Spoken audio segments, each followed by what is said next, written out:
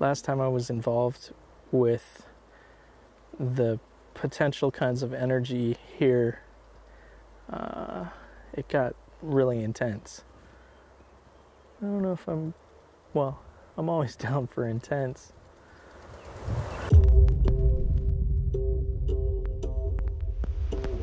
I'm Brett. I'm a psychic medium. I can hear, see, and feel the other side. I also use EVP audio to help supplement and validate what I'm picking up psychically. Last night, while looking at maps, I noticed that I was within a day's ride from Gilliland's Ranch, or ECETI. This place has quite a reputation for being a UFO hotspot, and I've been wanting to check it out for years. It sits on the border of Oregon and Washington, under Mount Adams, where the term flying saucer originated. It's sort of a misquote from a pilot's description of several objects that skipped across the sky like saucers. The pilot, Kenneth Arnold, tracked them from Mount Rainier to Mount Adams, where they disappeared, supposedly into the western slope that faces the ranch, where James Gilliland and his guests have filmed a lot of activity.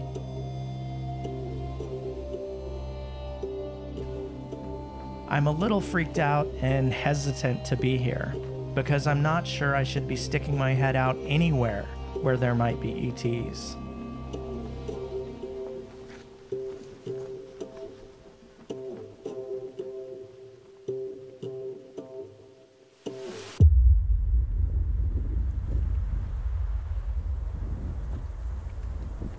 I'm at ECETI Ranch. I just got here a little while ago, put my stuff away, and now I am out at some little circle thing that's supposed to be where the Pleiadians have their energy, or they show up. So I'm gonna check this out for a little while. Not sure what to think. I got really apprehensive about coming out here on the ride. Like it felt like, oh, this is a big deal and everything. So I don't know what that's about. Maybe it's because there's so much made out to be so much about this area that I don't know. Maybe there's so much going on, so much to expect, all these expectations and stuff. So I don't know. I'm at a loss of words right now. But yeah, there's definitely an energy here. I need to kind of scope it out, allow myself to open up to it. I think I'm still a little freaked out. Whatever it was that was like, I'm afraid of coming here or whatever. I think last time I was involved with the potential kinds of energy here, it got really intense. I don't know if I'm always down for intense. The orientation had a guy walking around, and he was explaining that, yeah, we do have Bigfoot here, but don't worry. We're just a curiosity to them. He was saying, yeah, they're fourth dimensional beings. Yep, I know that. I think there's just such a mix here, but I'm still trying to feel it out. When I first arrived on the property, like as soon as I came in the gate, stuff just fell off, like energy or like stress or whatever. It was just like, okay, I'm here. So I don't know what that was about. I think it's just the energy here. But I gotta meditate, see what's going on, and kind of ground to the place. It's a different kind of vibe.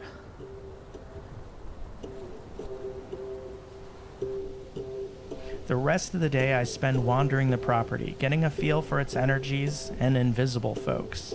I meet and hang out with other visitors and people working on the ranch, and spend the afternoon recovering from my previous days of riding and adventure with meditation, reading, and a nap. As the sun sets, a group of us forms at the edge of a meadow, in lawn chairs aimed towards Mount Adams and the open sky. It's a gorgeous view with mostly clear skies, perfect for tonight's sky watch. But once it gets dark, my cameras become useless. They're unable to record anything of the night sky or whatever is cruising around up there. It's probably after midnight, first night. Saw some weird stuff out there. Lots of lights bouncing around in front of Mount Adams. Watched some pretty strange action in the skies too, but nothing super compelling with the stuff in the skies. But the stuff in front of the mountain, it's like, yeah, things don't move like that. And yeah, there just aren't places where things would be happening. So I'm in my yurt, and I guess there's a juvenile Sasquatch that comes around here and messes with people. So I don't know. I'm usually pretty easily messed with. So anyway, I wish I could have gotten some footage, but yeah, there's really nothing you can do at night unless I had some sort of infrared. Maybe tomorrow I can put my camera up to the night vision goggles and see what I can get. All right. Tomorrow will be an interesting day.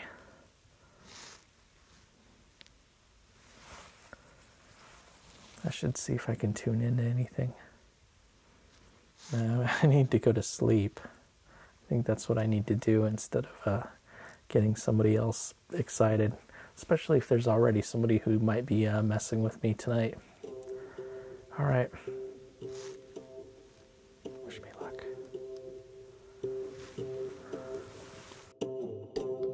Now about Sasquatch. I'm not as obsessed as it seems, with Bigfoots coming up so often and even with my guides talking about them.